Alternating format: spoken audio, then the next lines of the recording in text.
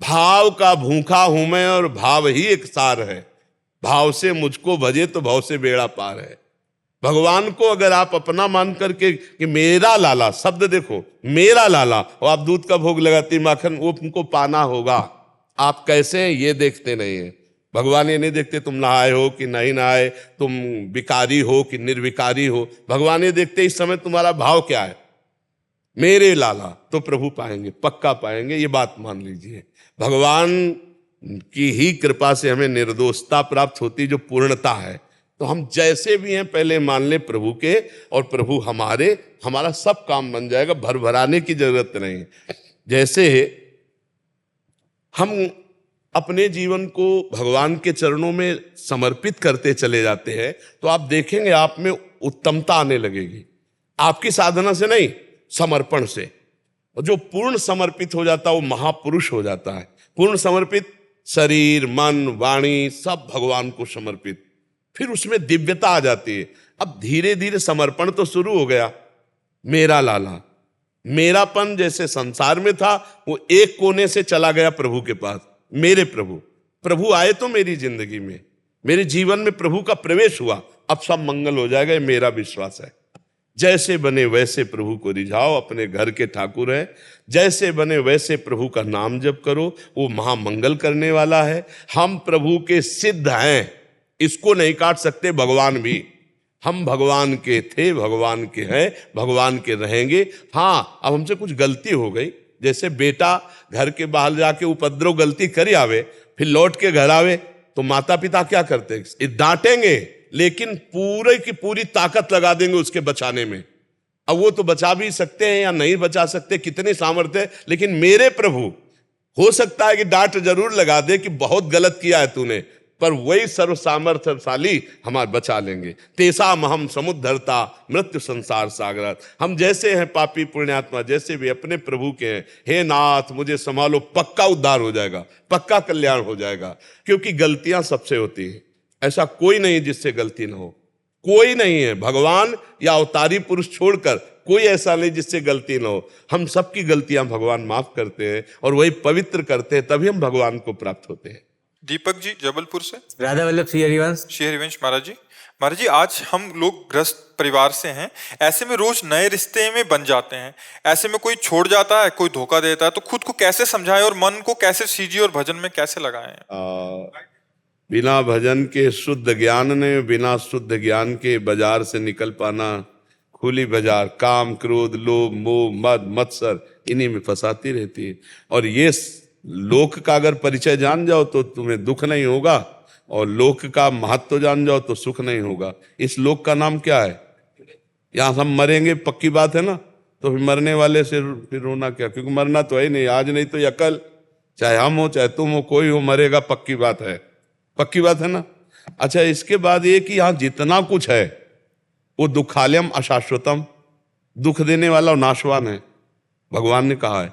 तो अब यहाँ जो कुछ भी है, अगर भोगने की सुख की भावना से भोगोगे तो परिणाम में तुम्हें दुख मिलेगा, क्योंकि नाशवान है, क्योंकि उसमें सुख है नहीं, केवल मायाकृत है। तो नाम जप करते हुए भगवान की आराधना से जो ज्ञान प्राप्त होता है, उसी से हम बच पाते हैं मिलने वाले हर्ष सुख से और बिछुड़ने वाले वियोग दुख से, शोक से। अगर ज्ञान नहीं है तो फिर बचना असंभव है। वो तो इतनी प्रियता हो जाती है कि लगता है मेरा ही है। जैसे अपना शरीर प्रिय लगता है, ऐसे अपना पुत्र, अपना भाई, अपना पत्नी, अपना परिवार। अब उसके बिछुड़ने पर प्राण, जैसे प्राण निकले ऐसे दुख होता है। बिछुड़त एक प्राण हरि ले ही, ऐसा कष्ट होता है, क्योंकि मोह से बंधा हुआ, अज्ञान से बंधा हुआ है। और जब हमको पता है कि मेरे शरीर सहित सब शरीरों का नाश होना है, छूटना है, वास्तविक ज्ञान जिसको हो गया है उसको क्षोभ नहीं होता। ना मिलने में हर्ष होता है, ना बिछुड़ने में शोक होता है। मिल गए भगवान, चले गए भगवान की लीला, अच्छा हुआ।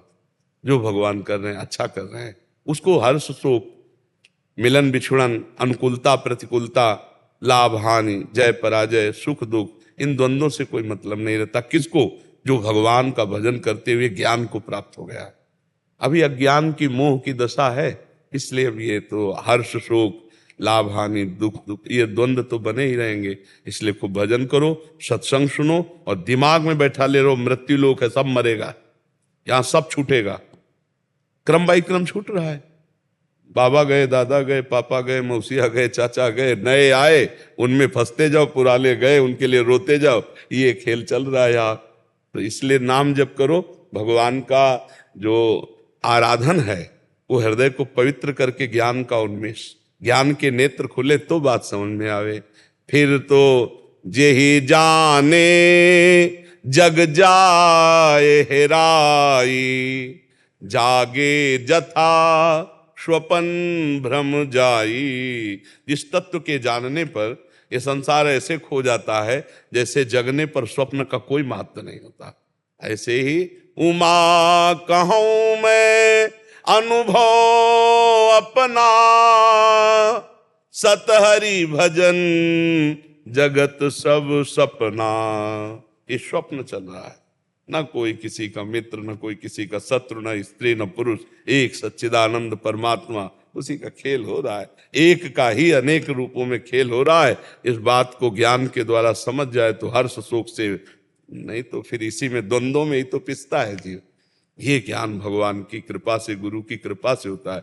खूब नाम जप करो, सत्संग सुनते रहो, शास्त्र स्वाध्याय करो, दूसरों की सेवा करो भगवत भाव से, सब में भगवान विराजमान, तभी ज्ञान का उन्मेष होगा।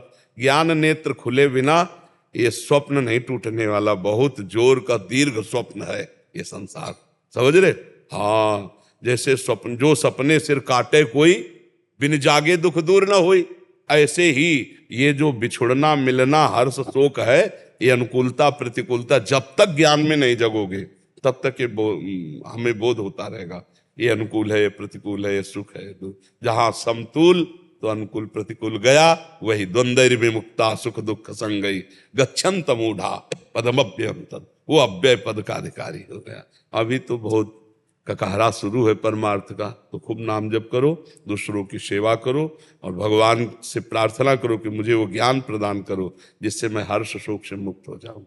जी। मनीष यदुवंशी जी, बिहार से बैठ जाए।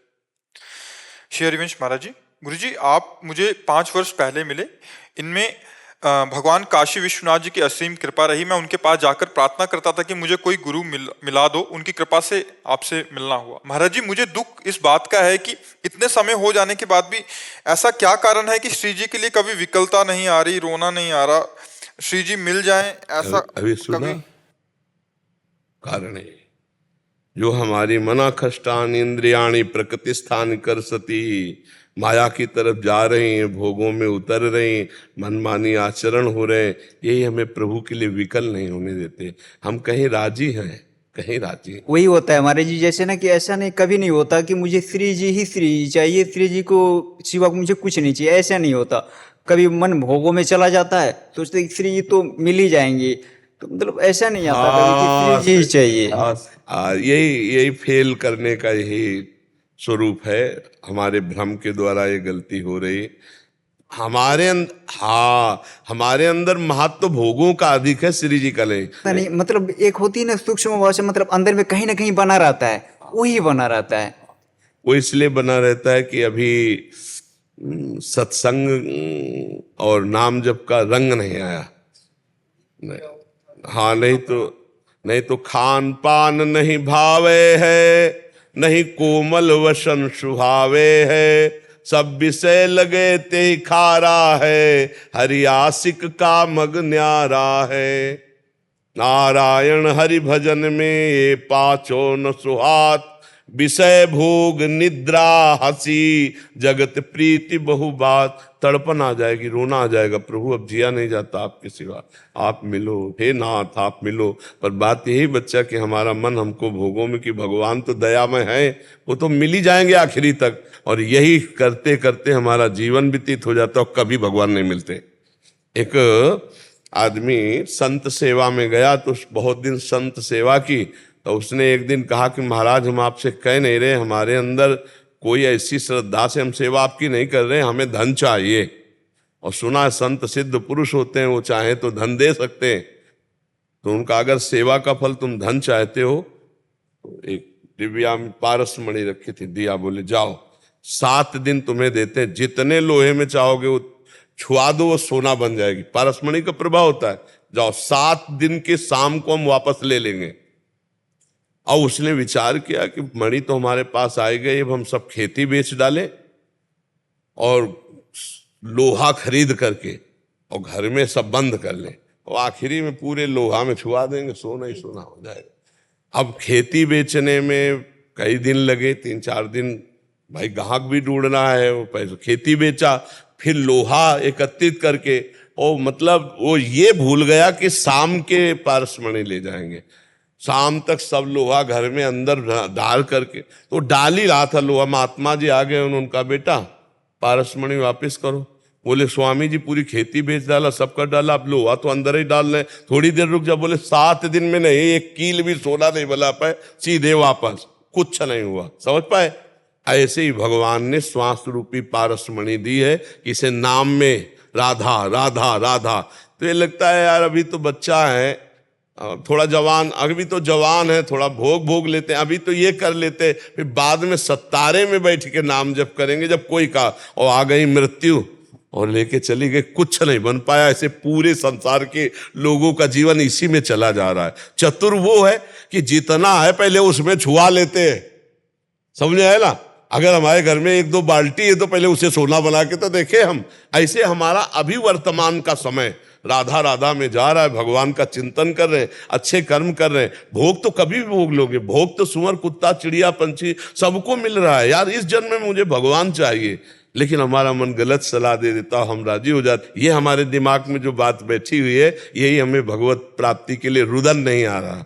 नहीं तो रुदन क्या, हृदय फटने लगता है। हम जिससे प्यार करते हैं, इतने दिन हो गए वो हमें दिखाई नहीं दिया और हम चैन से जी रहे हैं, कैसा प्यार? फिर ऐसा हो ही नहीं सकता। ये था माम प्रपद्यन्ते तास्ततैव भजाम में, भगवान के लिए जो रुदन करता है उसी समय भगवान साक्षात्कार दर्शन। देखो गोपीजन रोई ना भगवान, रुदु सुस्तरम राजन कृष्ण दर्शन लालसा, तो तासा मावीर भूत छौरी इसमें मान मुखाम्बुजा पीताम्बर धरा सृग्वी साक्षात मनमत मनमता, करोड़ करोड़ कामदेव को मूर्छित करने वाले श्री कृष्ण रोती हुई गोपियों के बीच में, उन्हीं के बीच में प्रकाशित हो गए, प्रकट हो गए। तो यही भगवान प्रकट हो जाएंगे। पहले भोग त्याग, भगवान के प्रति कुछ त्याग तो करो, तब तो भगवान कृपा करके तुम्हारे हृदय में स्फुरित हो। जी महाराज जी, मैं प्रयास करता हूँ लेकिन अंदर से बनी रहती है। नाम जप, नाम जप। इसीलिए हमारे हर प्रश्न के उत्तर में नाम जप मिलेगा, क्योंकि भजन के बिना कुछ नहीं होना बच्चा। बातों से माया पर विजय प्राप्त नहीं की जाती, भजन से की जाती है। जितना भजन करोगे उतने अरुचि बढ़ती चली जाएगी भोगों में। आप करके देखो, अच्छे नहीं लगेंगे भोग, अरुचि होने लगेगी। जब भोगों में अरुचि और भजन में रुचि, अभी क्या है, हम चाहते कहीं ना कहीं तो चाहते हैं भगवान को, लेकिन रुचि भोगों की है, इसीलिए भगवत प्राप्ति के लिए रुदन नहीं आ रहा। और अगर हमारी रुचि और उद्देश्य दोनों एक हो जाए तो अभी रोना आ जाएगा। तो हम भजन करें, भोगों में अरुचि हो जाए और भगवान में रुचि हो जाए। कभी कभी सात्विक भाव आती है तो लगता है कि हाँ अब श्री जी ही चाहिए, लेकिन फिर बात वो स्थायी नहीं है। सतोगुण रजोगुण तमोगुण इनका चक्र चलता है। स्थायी एक रस तो बहुत आगे चल कर आएगा, अभी नहीं। खूब नाम जप करो, अच्छे से चलो। अमृत कुमार पांडे जी, हल्द्वानी से। राधे राधे श्री राम जी। राधे राधे महाराज जी। गुरु जी, ग्रस्त जीवन में शरीर से जुड़ा कोई भी प्राणी यदि बीमार है तो समस्त ग्रस्त जीवन में उससे जुड़े समस्त व्यक्ति उससे, जैसे पुत्र, माता पिता, भाई बहन इत्यादि सबकी सेवा में रहते हैं उनकी। तो क्या ये उसके प्रारब्ध में है दुख है या सभी के प्रारब्ध में दुख? पूरे परिवार का, क्योंकि वो जन्मेगा इसी तरह। अनेक जन्मों के कर्म संस्कारों को मिला करके वो पिता बनेगा, वो पुत्र बनेगा, वो पत्नी बनेगा। अब पुण्य है तो पत्नी ऐसे स्वभाव में होगी, ऐसे आचरणों में होगी कि देख देख कर तुम्हें सुख होगा, और अगर पाप है तो उसी के द्वारा ऐसे आचरण होंगे, ऐसा स्वभाव होगा कि जलोगे। पुत्र आएगा ऐसा पुण्यात्मा, अगर पुण्य तो वो ऐसा आचरण करेगा, ऐसा पढ़ लिख कर स्वस्थ, ऐसा आपको देख देख कर आनंद होगा पूरे परिवार को। नहीं ऐसा रोगी होगा, ऐसा क्लेश देने वाला, रुपया पैसा भी खर्चा है, हृदय भी दुखी हो रहा, पूरा परिवार दुखी हो रहा है। ये कर्म संयोग है। महाराज जी, बहुत सूक्ष्मता से देखा जाए तो इसमें बस ही नहीं है महाराज जी। कौन सी पत्नी आनी है, बच्चा आना है, क्या तो कहीं बस लगता ही नहीं है अपना। कर्म के अनुसार ही है ना, कर्म के अनुसार अवश्य में भोक्तव्यम, वैसे ही रूप रख के भगवान आएंगे। अरे पूरा परिवार नष्ट हो जाता है, पूरा परिवार जेल में बंद हो जाता है। ऐसे आचरण हुए, ऐसे लीला, और ऐसी ऐसी बहुएं आती हैं कि परिवार की बहुत नीची स्थिति है और उतने में ही आनंद है, पूरा परिवार आनंद। तो कर्म के अनुसार है ना, पूर्व के कर्मों के अनुसार वो जीव आकर पत्नी बना और वो महान दुख देता है या सुख देता है, पुत्र बना वो दुख देता है या सुख देता है। कर्म के अनुसार ही सारा खेल होता है। यहाँ जितना जो कुछ हो रहा है कर्म, शुभ और अशुभ दो कर्मों का खेल हो रहा है, पाप और पुण्य। और इस खेल से जिसको निकलना है तो शुभ अशुभ से परे भगवान का भजन कर ले तो निकल जाएगा। अगर भजन नहीं है तो शुभ अशुभ फांसे रहेगा। वो अवश्य में भोक्तव्यम कृतम कर्म शुभाशुभम। ऐसे मित्र मिल जाते हैं, ऐसे पशु मिल जाते हैं, हर चीज कर्म से जुड़ा हुआ है। अब हम नवीन कर्म ऐसा कर ले कि हमारी पुराना सब भस्म हो जाए, तो वो है भजन, वो है परोपकार, वो है भगवान की आराधना। नहीं तो जीव दुख को प्राप्त होता ही है। यहाँ कोई बराबर सुखी नहीं रह सकता, दुख को प्राप्त होता ही है। बराबर दुखी नहीं रह सकता, थोड़ा सुख भी मिलता है, ऐसा कोई भी दुखी नहीं। तो सुख और दुख अगर दोनों से ऊपर उठना है तो भगवान का नाम जप करे, वो पूरे परिवार का संयोग होता है। यहाँ तक कि रिश्ते नातेदारों का भी कर्म संयोग हो जाता है।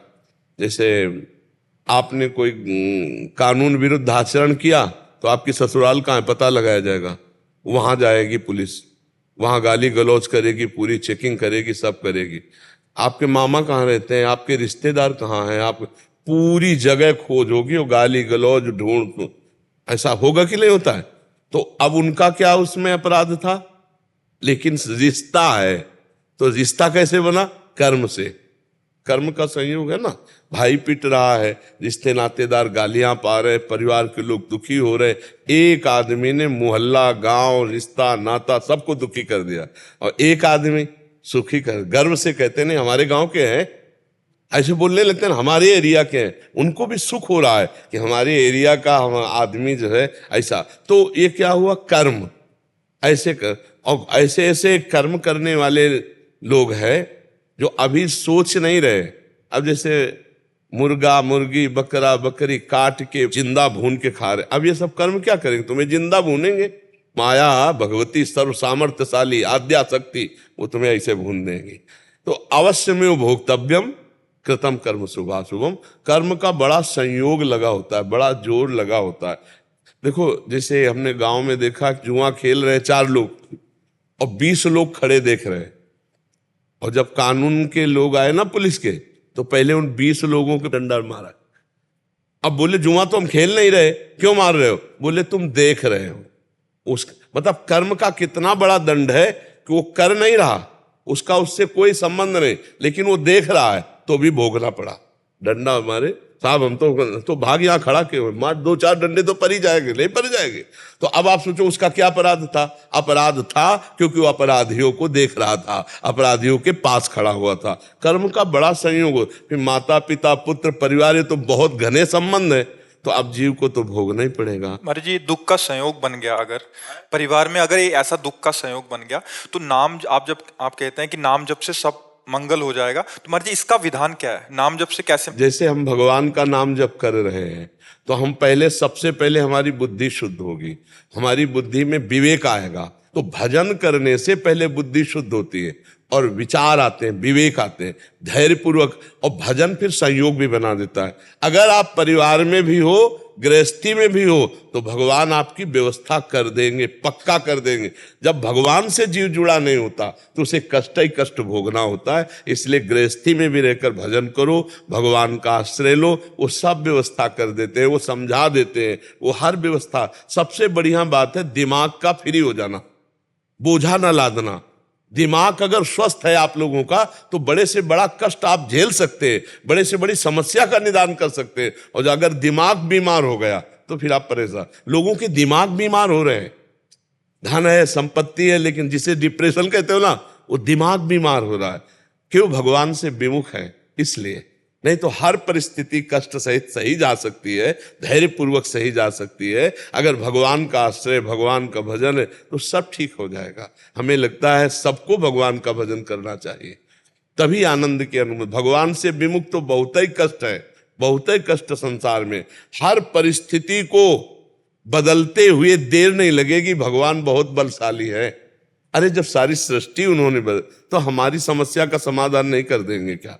बिल्कुल पक्का समझो, भगवान के भजन से एक अलौकिकता आएगी। वो दिव्य निर्वाह करने वाले, वो सुदामा को दे देते हैं, जैसे द्वारिकापुरी वैसे सुदामापुरी थी। तो भगवान का भरोसा कर लो, ये केवल कहानी की बात नहीं, उनको करना होता है ना, वो एक अलौकिक ढंग से करते हैं। और अपने जब कर्ता बनोगे तो परेशान हो जाओगे। सब परेशान है? नहीं परेशान है, कर्ता परेशान है।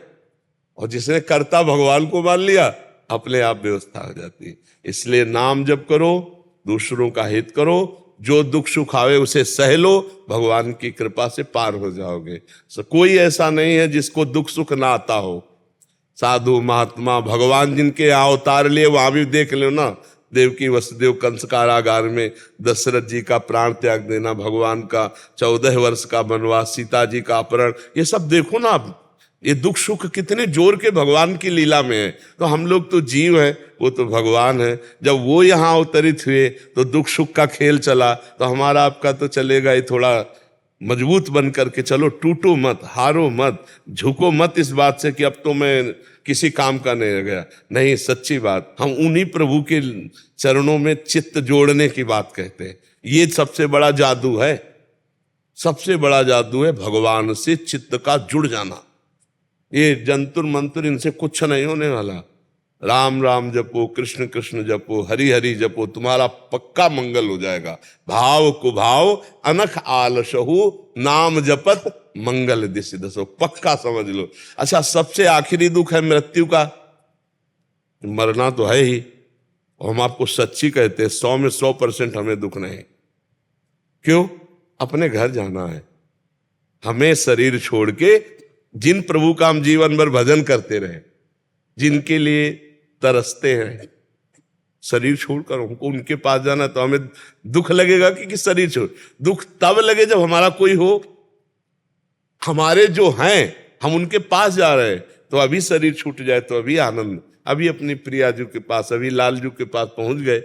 तो मरना निश्चित है, तो हम मरने की तैयारी कर लें। राधा राधा राधा अभी जप रहे, और अभी प्राण निकल जाए, अभी प्रभु को प्राप्त हो जाएंगे। अब जीव भूला हुआ मार मकान दुकान रुपया पैसा घर परिवार 7 जन्म तक का इकट्ठा कर रहा है कि पूरी 7 पीढ़ी जो है हमारी खा। भरोसा मिनट का 7 का नहीं, 7 मिनट का भरोसा नहीं। इसलिए नाम जप करो, भगवान के आश्रित रहो, और सच्ची बात हमारी मान लो, दुख सुख सबको भोगने पड़ते हैं, उनको भोग लो, ऊबो मत। जो हमने कर्म किए वो हमको भोगने पड़ेंगे। भोग के कर्मों को काट लो और भजन से भगवान को रिझा लो, भगवान की प्राप्ति कर लो। ये सच्चा मार्ग है। अगर ये नहीं समझ पाओगे तो फिर दुख ही दुख है। बिना भगवान के भरोसे के इस दुख समुद्र से पार नहीं हुआ जा सकता। कृष्ण गोपाल जी इंदौर से। राधे राधे शेरवंश महाराज जी। गुरुदेव, आपके चरणों में कोटि कोटि प्रणाम। गुरुदेव भगवान, जब माया स्वयं भगवान की है, तो जब उपासक गुरु कृपा से भगवान को पाने के लिए उपासना में लगता है, तो ये माया उसे और अधिक परेशान क्यों करती है? परेशान नहीं करती है। कक्षा 1 में जब विद्यार्थी को पढ़ाया जाता है तो 5 का प्रश्न नहीं दिया जाता, वही मास्टर वही पढ़ाता है और वही प्रश्न चयन करके देता है। आप उत्तर देते हो तो क्लास बढ़ जाता है। बस ऐसे भक्ति में है, भगवान पढ़ाते हैं और जो प्रश्न है वही माया है, जो उत्तर है वही भक्ति है। सही उत्तर दे दो, आगे की अध्यात्म उन्नति में चले जाओगे। तो ये कोई परेशान होने वाली बात, माया परेशान करती? कहाँ परेशान? माया क्या है हमें बताओ, क्या परेशान करती माया? गुरुदेव भगवान जैसे श्री जी की ही बात कर रहे हैं, तो उसमें फिर ऐसा करा देगी कि देखो हम तो श्री जी की बात। तो आप उसे माने हुए हो कि करा देगी? आपकी चाहत है, आपकी चाहत है, इसलिए आपका मन जाता है। आप फिल्म देखते हो तो कभी मन जाता है कहीं? क्योंकि आपकी चाहत भी वही है और आप देख भी वही रहे हैं, तो मिल गई ना, रुचि मिल गई और हमारा लक्ष्य मिल गया, मन नहीं जाएगा। अब लक्ष्य बनाया भगवान और रुचि है माया, तो विक्षेप पड़ रहा है। अगर रुचि भी भक्ति हो जाए, भगवान में हो जाए, तो माया है कहाँ? माँ माने नहीं या माने जो, कोई माया नहीं। ये सब भगवान के स्वरूप रचे हुए हैं। अपने आप से आप अपने आप में भगवान खेल रहे, कोई और है ही नहीं। माया माने जो नहीं है उसे माया कहते हैं, जो नहीं है वो दिखाई दे रहा है, यही भगवान की माया है। माया हमको घसीटती नहीं है, हम माया को पकड़ते हैं और आरोप कर देते हैं। जैसे हम एक राजा का उदाहरण देते हैं कि एक राजा से एक महात्मा ने कहा, अब आपकी अवस्था हो गई है, राजकाज छोड़िए और भजन कीजिए। तो उनका माया नहीं छोड़ने देती। उत्तर दिया, माया नहीं छोड़ने देती। साथ टहलने जा रहे थे तो एक पेड़ में ऐसे महात्मा जी पकड़ के चिपक गए और कहा, राजन आप छुड़ाओ या अपने बलवानों को बुलाओ, मुझे पेड़ नहीं छोड़ रहा है। तो हंसने लगे। उन्होंने कहा, महाराज क्या आप लीला करते हैं, कहीं जड़ पेड़ आपको पकड़ सकता है? आपने पकड़ रखा है। तो बोले, कहीं जड़ माया आप चैतन्य को पकड़ सकती है? आपने पकड़ रखा है। आपसे कहा भजन करो तो कहते माया ने पकड़ रखा है। कहाँ माया है? ऐसे माया ने पकड़ रखा है। जैसे हमने पेड़ को पकड़ लिया, अब बोले छुड़ा दो कोई, हमें माया पकड़े हुए, पेड़ पकड़े हुए, तो हंसी की बात है ना। कहाँ माया है? शरीर ये माया है। इसको आपने पकड़ा है कि मैं पुरुष? पकड़ा है नहीं, इसने तो आपको नहीं पकड़ा। ये तो बाल्यावस्था जवानी अपने आप नाश को प्राप्त हो रहा है, आपसे कोई स्वीकृति थोड़ी ले रहा है। लेकिन आप स्वीकृति करते चले जा रहे हैं, मैं बालक, मैं जवान, मैं बूढ़ा, असमर्थ, मैं पापी, मैं पुण्यात्मा, मैं धनवान, मैं निर्धन। माया ने पकड़ा कि आपने पकड़ा है? ले आप ही छोड़ दो, कोई माया ले। ये बात समझ में, या रहस्य रघुनाथ कर बेग न जाने कोई, जो जाने रघुपति कृपा तो सपने मोह न हो। हम जो जो छोड़ते जाते हैं माया मुक्त है, जो जो पकड़ते जाते हैं वही माया आसक्त है। तो गलती हमारी है ना, हम ही को तो सुधार करना है। इसीलिए भगवान उपदेश करते हैं जीव को। गीता में, शास्त्रों में, संतों के हृदय में बैठकर भगवान ही तो उपदेश कर रहे हैं। तो आप समझ पा रहे हो? खूब नाम जप करो, सत्संग सुनो, और उसके बल से जो ज्ञान प्राप्त है उससे माया का त्याग करो। जो जो माया भ्रमात्मक भोगाकर्षण करके हमारी दुर्गति करा रही, उसका हम त्याग कर दे, अभी माया मुक्त हो जाएंगे। पहले खूब नाम जप करो, शास्त्र स्वाध्याय सत्संग सुनो, तो ज्ञान बढ़े, तब बात समझ में आएगी। भजन करते हो ना? हाँ, नाम जब जितना करोगे उतने अध्यात्म को समझ पाओगे। समझने के लिए जो हमारी बुद्धि प्रवीण चाहिए वो भजन से होती है, वो किसी और कार्य से नहीं होती। भगवान अब तो हम श्री जी के आपके हो गए, तो पक्का निकुंज श्री जी ले जाएगी ना? आश्रित हो जाए पक्का। तनु वांग मनोभिरमलई शुभम तविवाश्रिता। हृदय से, मन से, वाणी से, शरीर से, अपने आप से भी, प्रभु मेरी सामर्थ्य नहीं, आप ही मुझे पार करो। ये विश्वास दृढ़ रखना तो आपका अध्यात्म मार्ग देखना पुष्ट होता चला जाएगा। क्योंकि संभालने वाले भगवान है ना, वो सब संभाल देंगे। बस गंदा भोजन न करना, गंदे आचरण मत करना, गंदे लोगों का संग न करना, तो आप निकल जाओगे। माया को हमने पकड़ रखा है, हमें माया ने नहीं पकड़ा। नहीं, माया कोई ऐसा भूत जैसा नहीं है, हमने पकड़ रखा है। हम इतने असमर्थ हो जाते हैं। जैसे छोटी सी बात ले लो, एक तमाकू आके हमारे मुंह में घुस गई क्या?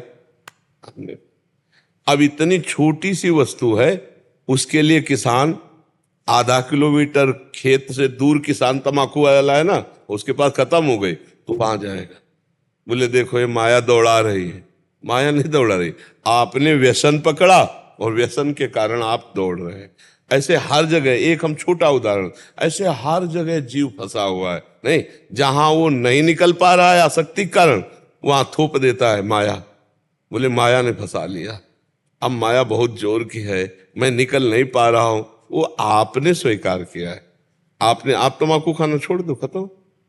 आप व्यसन करना छोड़ दो, आप गंदी आदतें छोड़ दो, धीरे धीरे हृदय पवित्र होगा, आप माया मुक्त हो जाएंगे। आपने ही पकड़ रखा है, आपको ही छोड़ना है। और जिसे पकड़ रखा है वो भगवान ही है, हम जान नहीं पा रहे हैं। स्त्री, पुरुष, पुत्र, पिता, माता, वस्तु, पदार्थ सब भगवान बने हुए। वासुदेवा सर्वमिति, सब कुछ भगवान ही है। अमन जी वृंदावन से।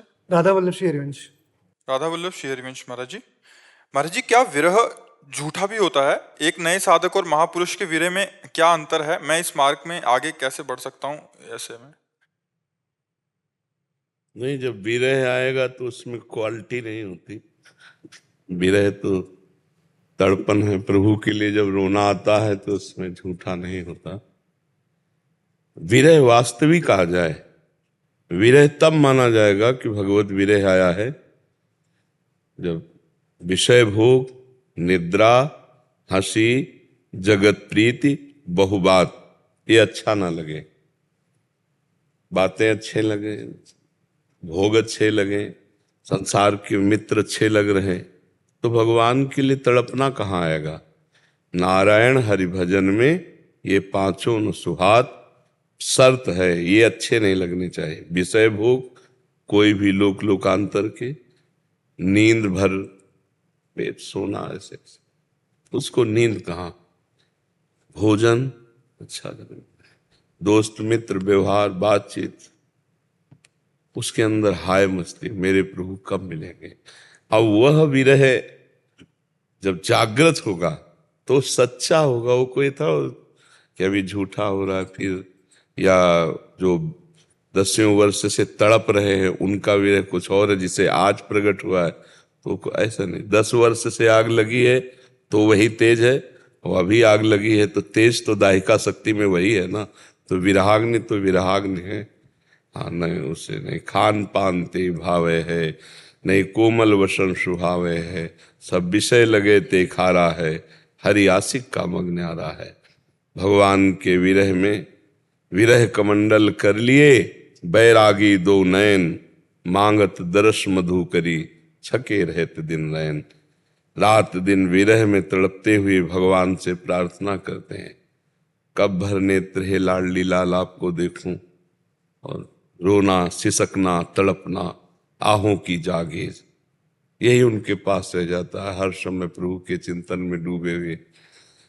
छिन छिन रुदन करंत, छिन गावत आनंद भरी, छिन छिन हार हंसंत, ये जो कृपा हरिवंत। कभी ठहाका मारकर हंस रहे हैं प्रभु की लीलाओं, कभी रुदन कर रहे हैं, कभी नृत्य कर रहे हैं, कभी शांत समाधिस्थ बैठे हैं, ये सब उसी विरह की स्थितियां हैं। पर साधक को इस बात पर ध्यान देना चाहिए कि हमारा वर्तमान में चिंतन कितना प्रभु का हो रहा है, हमारा चिंतन कहाँ कहाँ जा रहा है, किस व्यक्ति में, किस वस्तु में, किस स्थान में, उससे हटा हटा कर अपने भगवत चिंतन में लगाना। पहले चिंतन पर लगे, चिंतन करते करते तब फिर जब अनर्थों का नाश हो जाता है, सारे संबंध भगवान में समर्पित हो जाते हैं, फिर भगवान के मिलन की प्यास जगती है, उसे विराग्नि कहते हैं। फिर वो तड़पता है भगवान के लिए, उसी तड़पन में भगवत साक्षात्कार होता है। जब गोपीजन एक साथ मिलकर रोई, रुदु सुस्वरम राजन, कृष्ण दर्शन लालसा, तो भगवान उसी समय प्रकट हो गए। भगवान यही है, हम सब में है। और व्याकुलता हो जाए, चाह हो जाए भगवान के मिलन की। अब जैसे कोई कहता है हमें तो बहुत चाह है भगवान से मिलन की, तुम्हें भोजन अच्छा लगता है, तुम्हें नींद अच्छी लगती है, तुम्हें शरीर संसार ये सब अच्छा लग रहा है, चाह कैसी। चाह में तो प्राण व्याकुल हो जाते हैं निकलने के लिए, उसे चाह कहते हैं। थोड़ा व्यापार में घाटा बर्दाश्त नहीं होगा और भगवान का भजन घंटों छूट जाए तो हमें बर्दाश्त हो जाएगा।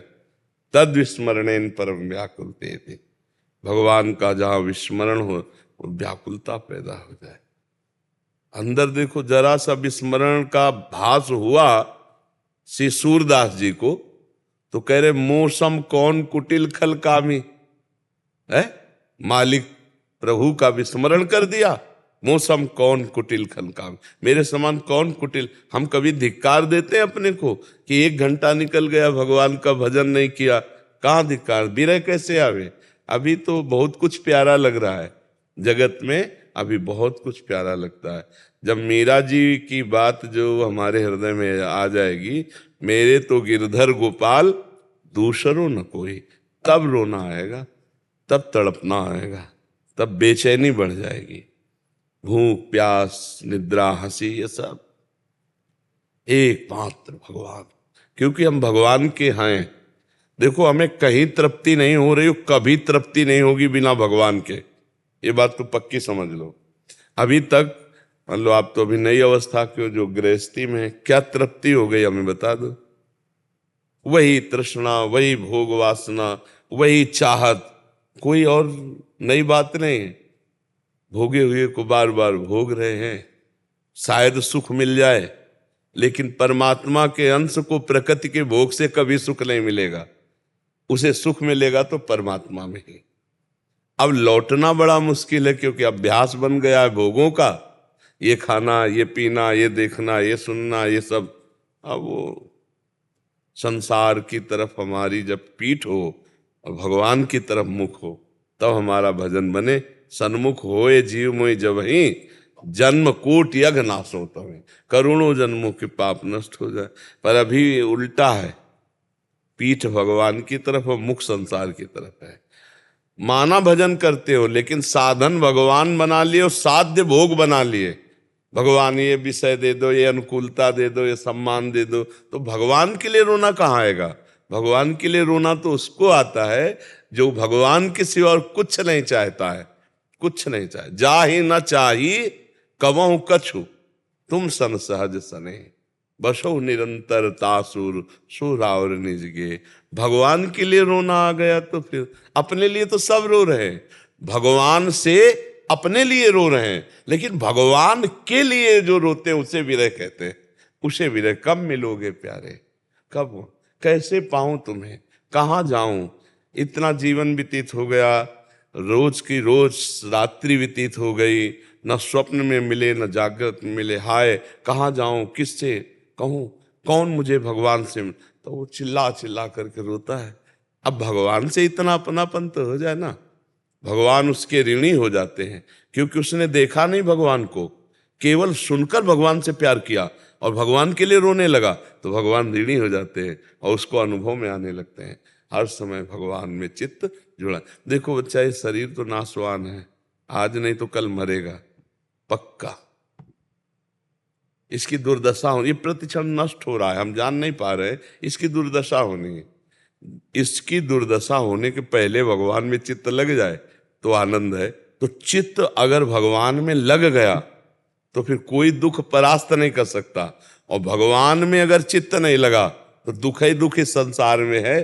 तो चित्त अगर भगवान में है तो हर लड़ाई लड़ने के लिए मन तैयार है, हर कष्ट हंसकर भोगने के लिए तैयार। भगवान में चित्त नहीं तो फिर भगवान से अपनापन होना बच्चा बहुत दुर्लभ बात है।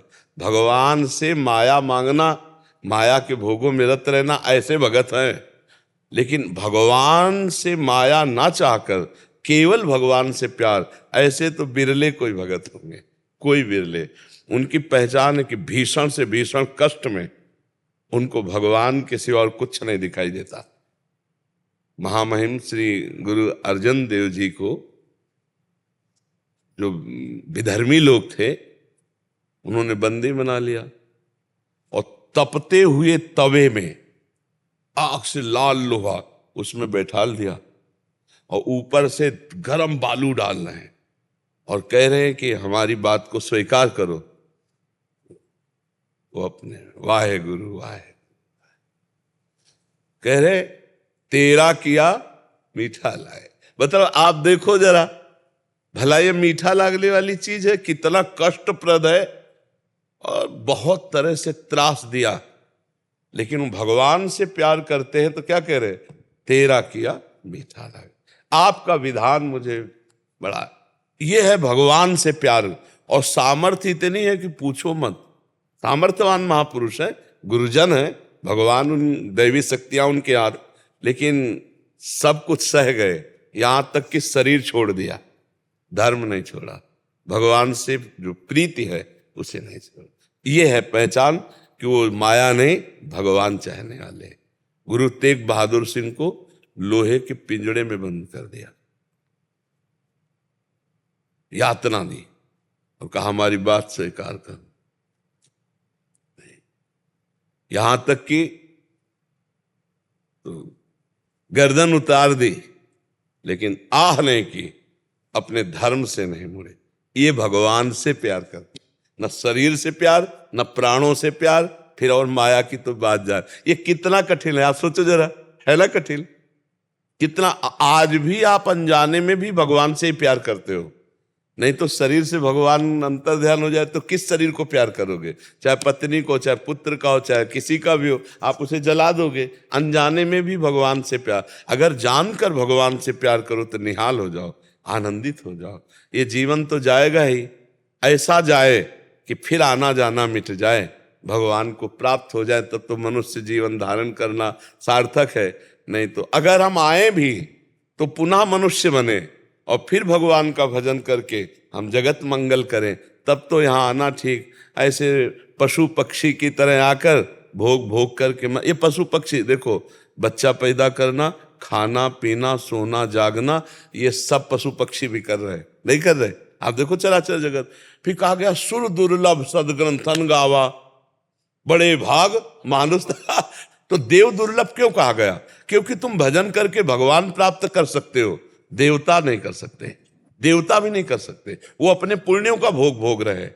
पापी लोग नरक भोग रहे हैं, हम लोग पाप पुण्य मिश्रित आए हैं तो दुख सुख भोगते हुए मनुष्य योनि में। अब हम भजन करके भगवान को प्राप्त कर सकते हैं, पर यहां हम आके भूल गए, फिर उसी भोगों में लग गए।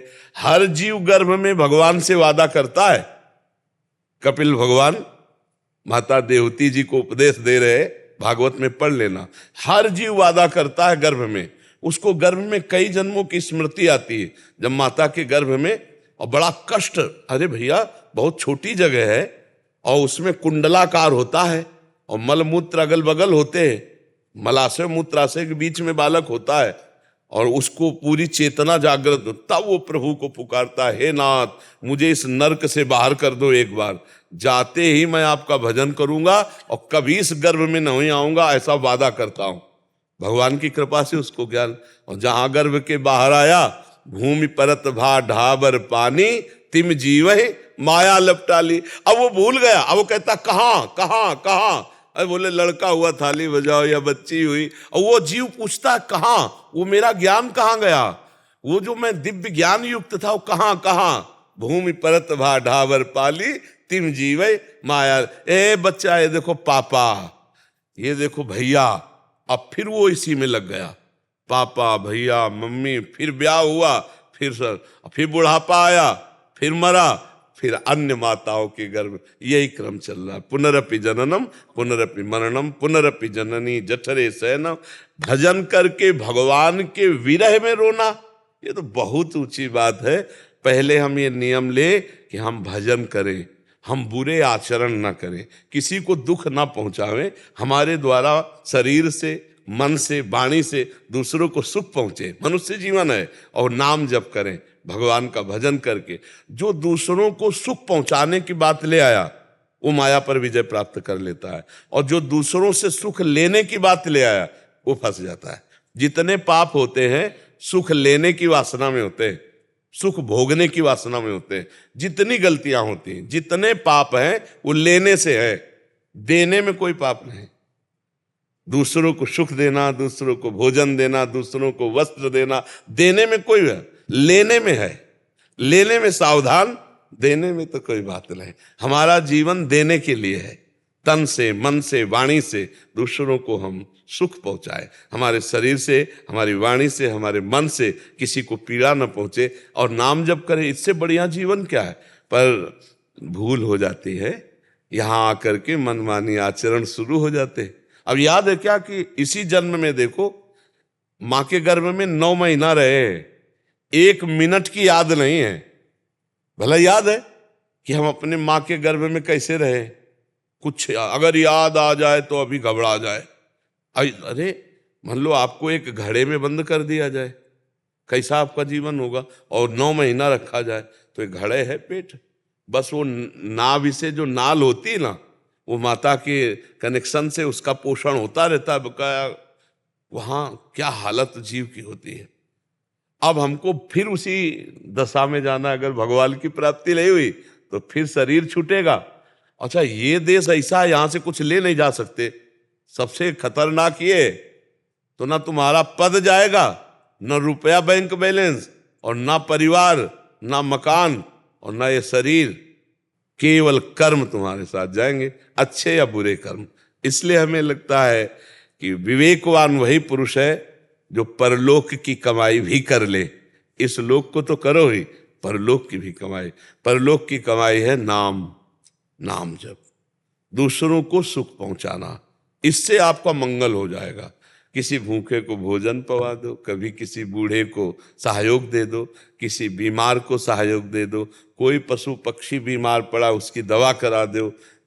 ऐसी भोजन, जल, वस्त्र, औषधि, इनकी बहुत अव्यवस्थाएं हैं लोगों में। बहुत लोग ऐसे हैं जिनके पास अव्यवस्था है, तो अपने पास अगर हो, ना हो तो भी व्यवस्था करनी चाहिए। 4 रोटी हम खाते हैं, अगर 1 रोटी दे देंगे तो हम मर थोड़ी जाएंगे। हम 1 रोटी रोज निकाल कर किसी को दे तो हमारा परमार्थ बन जाएगा। हमारे पास अगर 100 रुपये आते हैं तो 1 रुपया निकाल के ऐसे किसी जगह रख दें। भाई रोज 100 आते हैं, हम 1 निकाल के रख दिया, और 2-4 महीने में जो इकट्ठा हुए किसी की सेवा में लगा दिया, हो गया परमार्थ। परमार्थ कुछ धन से होता है, कुछ मन से होता है, और कुछ शरीर से होता है।